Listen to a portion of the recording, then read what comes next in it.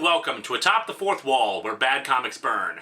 Oh dear Lord, if ever there was something that made me feel old for remembering it, it'd be the California Raisins.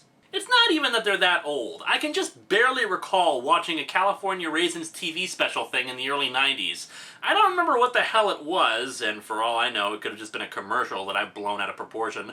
But it's just been so long since I even thought about the California Raisins, they almost seem like a fever dream. Claymation and stop motion fascinated me as a little kid. I never really looked into the production aspects of it, but just watching it drew my attention since it was just so different.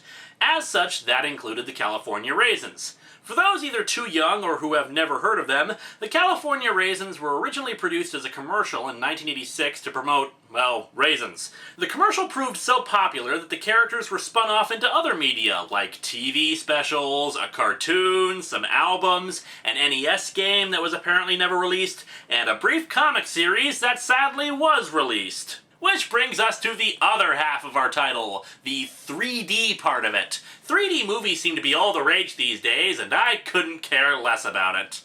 It's a gimmick, and it gets kind of annoying when I'm told that I should see a movie in 3D. Why am I bringing this up in a comic book review? Because the idea that it looks prettier or better is exactly the same kind of argument many have used in the past to defend truly awful comics that may have had gorgeous artwork. I'm sorry people, but we're not dealing with paintings here. We're dealing with mediums that involve story. It can be surreal, it can be non-linear, it can be deep and confusing, but just because it looks good doesn't mean it is good. And if I may recommend something, if you want to read a comic that's well written and looks gorgeous, check out Kingdom Come, Marvels, or almost any comic with Alex Ross on the artwork. And you don't need to wear special glasses for it. 3D has been an occasional gimmick in comics, used a teensy bit more often these days to depict psychedelic or otherworldly settings, like in Final Crisis, Superman Beyond, or League of Extraordinary Gentlemen, The Black Dossier. It's still a gimmick, but I give props for attempting to give readers a reason why they should need to wear 3D glasses when they're trying to read a book. However, this begs the question, why is this comic in 3D? It's not like it's anything special, it's the California Raisins for crying out loud. It looks like they were trying to print a black and white comic but decided to go 3D because it'd make more money? Seriously, if you're gonna be cheap, just be cheap. I can't imagine it being less expensive to print two colors for the 3D effect instead of just black ink. So put on your 3D glasses and let's dig into the California Raisins 3D number 2.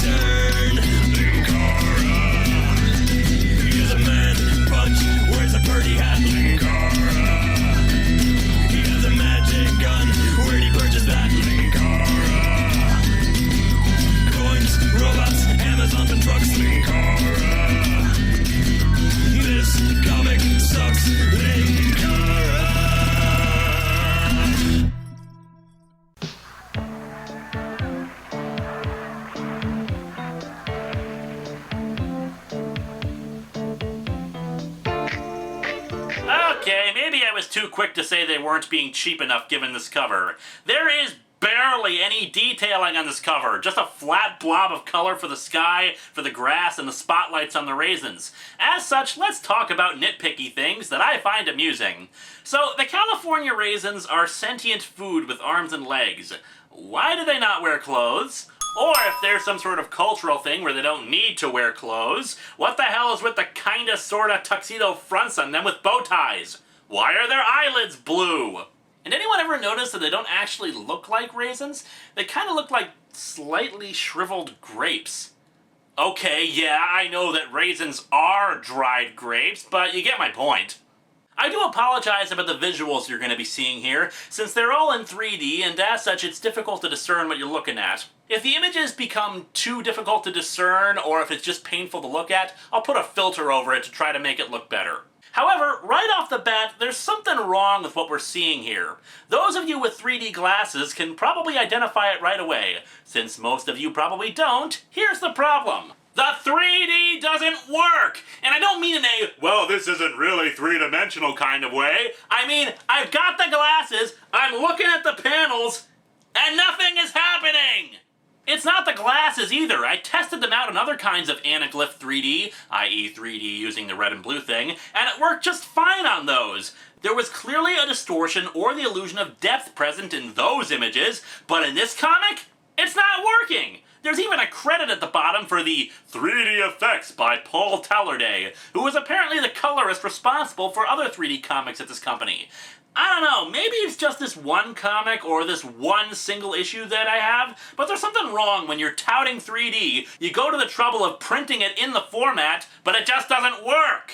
I'm not an expert, so I can't tell why it isn't working, but based on what I've read and the images that I saw it working on, I think the problem is that the two colored images are offset too much. It's not creating the illusion of depth, it's creating something that hurts to look at for too long.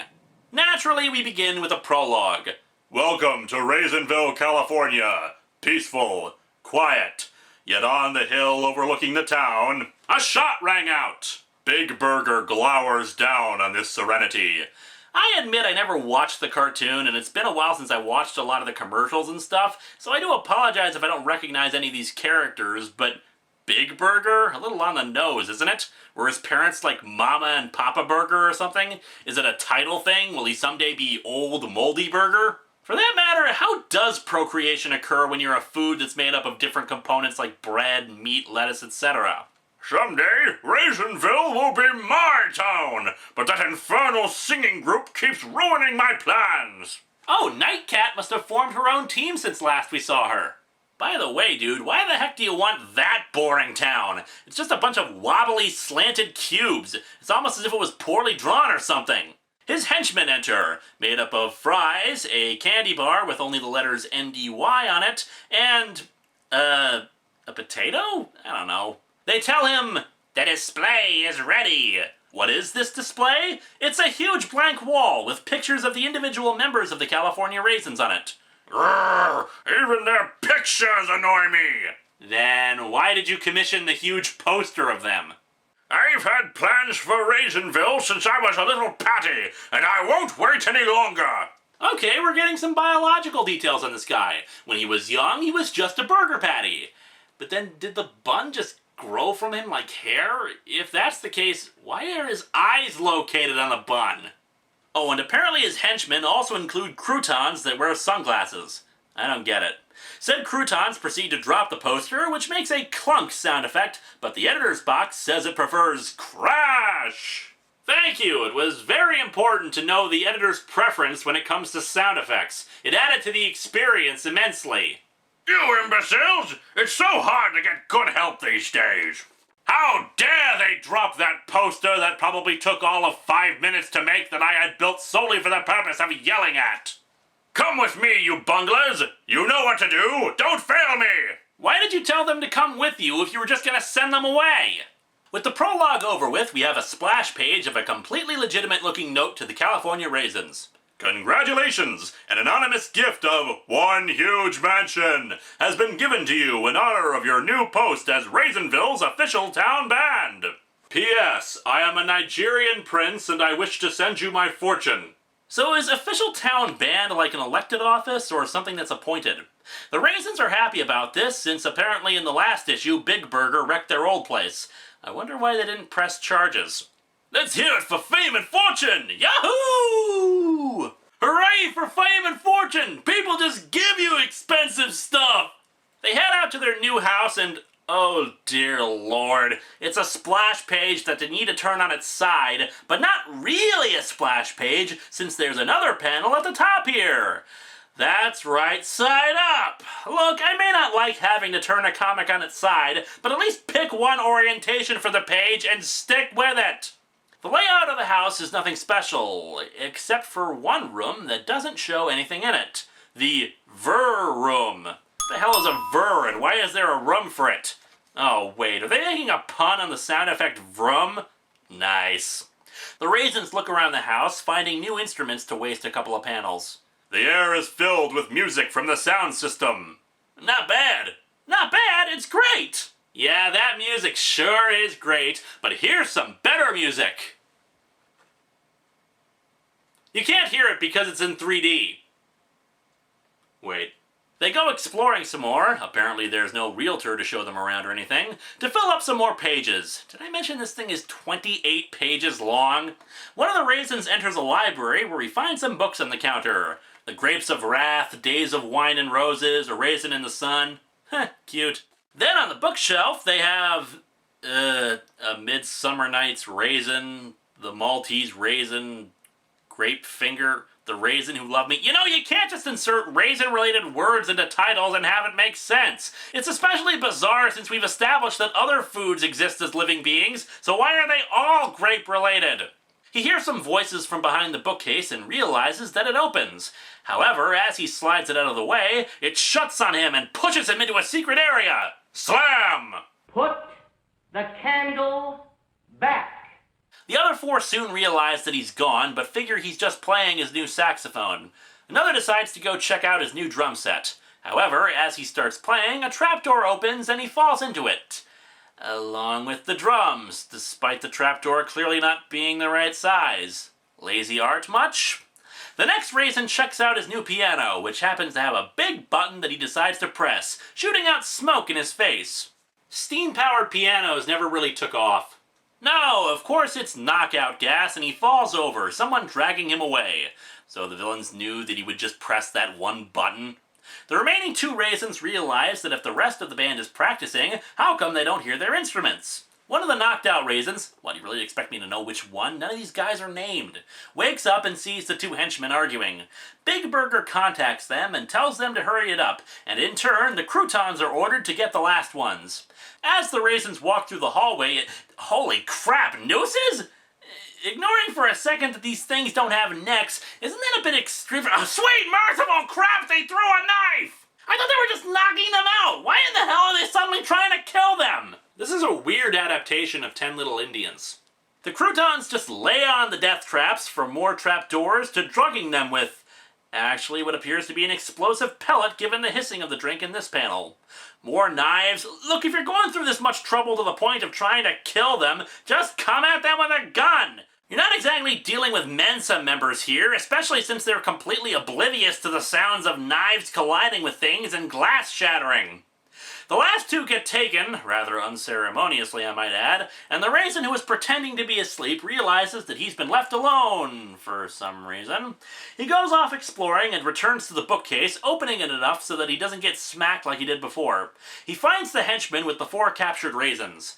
For no particular reason, Big Burger orders them to stay put despite them not having the fifth Raisin with them, giving our heroic Raisin— I just said heroic Raisin. My dignity will never be the same— the chance to assemble a plan.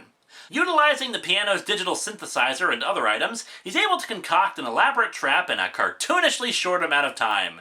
Using the synthesizer, he makes it sound like Big Burger tells them to go to a different room, and he frees the other Raisins, leaving the villains to be trapped in a huge foam pad covered in glue. Because as we all know, glue hardens instantly when it touches something. The Raisins roll up the foam pad and toss it into the water next to the house. The Raisins celebrate the fact that they still have got the house, without bothering to call the police on the evildoers or calling a bomb squad to make sure they didn't leave any extra surprises, and proceed to sing. And so our comic ends with Big Burger ranting like Dr. Claw that he'll get them next time. Oh, and looky! Advertisements for more 3D comics, like Underdog 3D, Gumby 3D, and G.I. Joe 3D. Go, 3D Joe! G.I. Joe! This comic sucks. The story is one-dimensional, there's little to no characterization, the artwork is subpar, and the 3D doesn't work! Take it away, Claymation!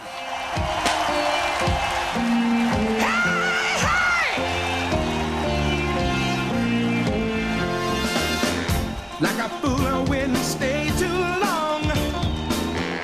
Now I'm wondering if your love's still strong. Ooh, baby, here I am, signed, sealed, delivered. I'm yours, baby. And that time I will.